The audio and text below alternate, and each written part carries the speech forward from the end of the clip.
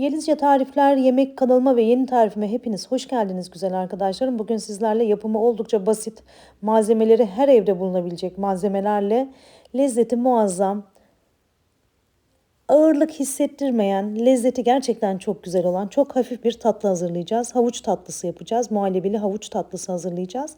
Hemen malzemelerimize ve hazırlığımıza geçiş yapıyorum. 1 kilo havucum var arkadaşlar. Bir soyacak yardımıyla havuçlarımı güzel bir şekilde soyuyorum ve rendelemek için hazırlıyorum.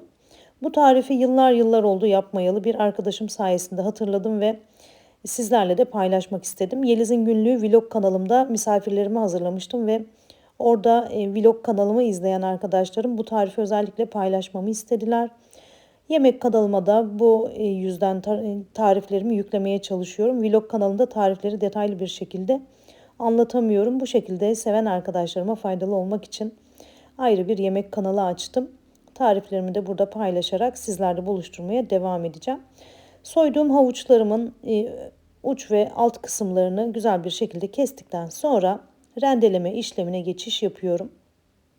Ben elektrikli rende kullanacağım. Sizler elinizde rendeleyebilirsiniz. Rendenin iri kısmıyla rendeleyeceğim arkadaşlarım havuçları. Böyle tatlının içinde yerken dişinize geliyor. Böyle havuç parçaları dişinize geliyor. İri kısmıyla rendelediğimiz için. Daha da böyle lezzetli bir hale bürünüyor tatlımız. Gerçekten çok güzel bir tatlı oldu. Mutlaka yapmanızı tavsiye ederim. Bütün püf noktalarını anlatıyor olacağım. Lütfen atlamadan dikkatli bir şekilde izleyin. Rendelediğim havuçlarımın üzerine 1 su bardağı şekerimi ekledim ve ocağıma alıyorum. Misafir hazırlığı yapıyordum. Aynı anda farklı tarifler de yapıyordum. O yüzden görsel olarak birazcık tencereler, tavalar görebilirsiniz. Kusura bakmayın, mutfak ve ev hali. Havuçlarımı ve şekerimi buluşturduktan sonra pişirmeye başlıyorum. Havuçlar güzel bir şekilde şekerle buluştuğu için suyunu bırakacak. Isıyla beraber bayağı bir sulanacak arkadaşlar. Havuçlarımız şöyle yarı kadar piştikten sonra, sulandıktan sonra gördüğünüz gibi üzerine hemen ana malzemelerimizden biri olan bisküvimizi ekleyeceğiz. 2 paket petibör bisküvim var. Bisküvimizi rastgele şöyle sıkıp bırakıyorum. İri iri parçalar halinde bırakıyorum. Rondodan falan geçirmenize gerek yok. Eğer geçirirseniz çok böyle ıslak ıslak bir hal alır ve orijinal lezzetini bulamayabilirsiniz. Şekil vermesi de zor olabilir, karıştırması da zor olabilir. 2 paket bisküvimi iri iri parçaladım, havuçla buluşturdum. Şimdi karıştıracağım, güzel bir şekilde karıştıracağım ama öncesinde 1 su bardağı iri çekilmiş cevizim var. Onu da ekledim. İsterseniz fındık da kullanabilirsiniz, ekleyebilirsiniz. Hemen hatırlatmalarımı yapayım. Kanalımıza abone değilseniz lütfen abone olmayı, videolarımızı beğenmeyi, yorumlarda yorumlarınızla destek olmayı lütfen unutmayın. Tariflerimi sevdiklerinizle paylaşabilirsiniz, sosyal medyalarınızda paylaşabilirsiniz, WhatsApp gruplarınızda paylaşabilirsiniz. Bu şekilde kanalıma ve bana destek olmuş olacaksınız. Şimdiden destek olan herkesten Allah razı olsun. Çok teşekkür ederim. Bisküvimizi havuçla beraber güzel bir şekilde harmanlıyoruz arkadaşlar. Bisküvi ıslandıkça, havucun suyunu çektikçe karıştırmak biraz daha zor olabiliyor. O yüzden hızlı hızlı karıştıralım. Çok fazla dağıtmadan bisküvileri, havucu da topaklı bir halde bırakmadan eşit bir şekilde dağıtmaya çalışalım arkadaşlar. Borcamımıza hazırladığımız karışımımızı alıyoruz. Tarifimde kullanmış olduğum malzemeleri detaylı bir şekilde açıklamalar kısmına yazıyor olacağım. Oradan da bakarak faydalanabilirsiniz. Gerekli malzeme listesine oradan da ulaşabilirsiniz.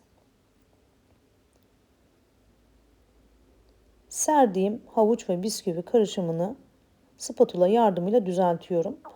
Düz bir zemin oluşturmaya çalışıyorum. Spatula ile bastırıyorum ve üzerine düzlüyorum arkadaşlarım. Böyle birazcık sıkıştırırsanız servis yapma aşamasında havuç birbirini bisküviyle çok daha rahat tutacaktır. O yüzden bu düzeltme işlemine dikkat edelim. Bu tatlımızı mutlaka 2-3 saat buzdolabında da dinlendirmemiz gerekiyor. Tenceremi alıyorum. İçerisine 1 litre sütümü ekliyorum. Artık üstünün kremasının yapım aşamasına geçiş yaptık. 1 litre sütümü ekledim. Üzerine 2 yemek kaşığı un ekliyorum arkadaşlar. Tepeleme ekliyorum unumu. 2 yemek kaşığı nişasta ekliyorum. Yine tepeleme bir şekilde. Nişastamı da ekledikten sonra 1 su bardağı şekerimiz var. Şekerimizi de ekledim. Burada çekmeyi unutmuşum. 1 adet yumurta sarısı eklemeyi de lütfen unutmayın. Kremamıza 1 tane yumurta sarısı eklersek lezzeti çok daha farklı olacaktır. O yüzden püf noktasını lütfen unutmayın. Pişmeye alıyorum kremamı ve karıştıra karıştıra pişiriyorum. Kesinlikle altını kapatıp bir yere gitmeyin. Topaklanmasına izin vermeyin. Kremamız muhallebi kıvamını alana kadar mutlaka karıştıra karıştıra pişirin. Ben kremamızda krem şanti eklemedim. Dökülen bisküvilerimizi de tezgahımızdan alıyoruz. Bu tarz muhallebilerde mutlaka krem şanti ekleyip güzel bir şekilde çırpıyorlar ve kıvamı çok daha farklı oluyor. Ben tercih etmedim ama siz tercih edebilirsiniz. İçerisine 1 yemek kaşığı kadar tereyağı ve 1 paket vanilin ekledim arkadaşlar. Tereyağımız eriyene kadar güzel bir şekilde karıştırıyoruz. Günüm vardı, misafirlerim gelecekti. O yüzden misafirlerime hazırlık yaparken sizler için de tariflerimi çekmeye çalıştım. Bir kusurum olduysa lütfen kusuruma bakmayın. Beni nerelerden izlediğinizi de yorumlar kısmına yazarsanız çok mutlu olurum. Ben Samsun'dan sizlerin evine misafir oluyorum. Aslen Orduluyum ama Samsun Bafra'da yaşıyorum. Samsun Bafra'dan herkese kucak dolusu sevgiler, selamlar gönderiyorum. Muhallebimiz artık pişti. Tereyağımız eridi. Güzel bir şekilde karıştırdım. Bu aşamada isterseniz muhallebinizi soğuttuktan sonra içerisine 1 paket krem şanti ekleyip mikserle çırpıp havuçlarla o şekilde de buluşturabilirsiniz. Ama ben misafirim geleceği için ve aynı zamanda krem şanti ile kalorisini çok artırmak istemediğim için tercih etmedim. Ama bu püf noktasına dikkat ederek yapabilirsiniz sizler isterseniz. Muhallebimizi serdikten sonra, döktükten sonra güzel bir şekilde tatlımızın üstüne yayıyorum. Muhallebimizi soğuması için bir kenara alacağım ve 2-3 saat bekleteceğim. Bu tatlıyı akşamdan yaparsanız bir gün sonrasında çok daha lezzetli oluyor arkadaşlar. Misafir hazırlıklarınızda mutlaka bu tatlıyı akşamdan yapmanızı tavsiye ederim. Güzel bir şekilde yaydım ve soğuması için bir kenara aldım. Üzerinin süslemesine geçiş yapıyoruz artık. Üzerine bol Hindistan cevizi. Ben çok fazla dökmedim açıkçası ama siz çok daha fazla dökebilirsiniz, gezdirebilirsiniz.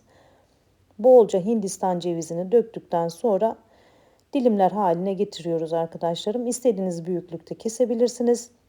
Kalabalık misafirler için çok hafif bir alternatif oluyor. Kolay bir alternatif oluyor tatlı açısından.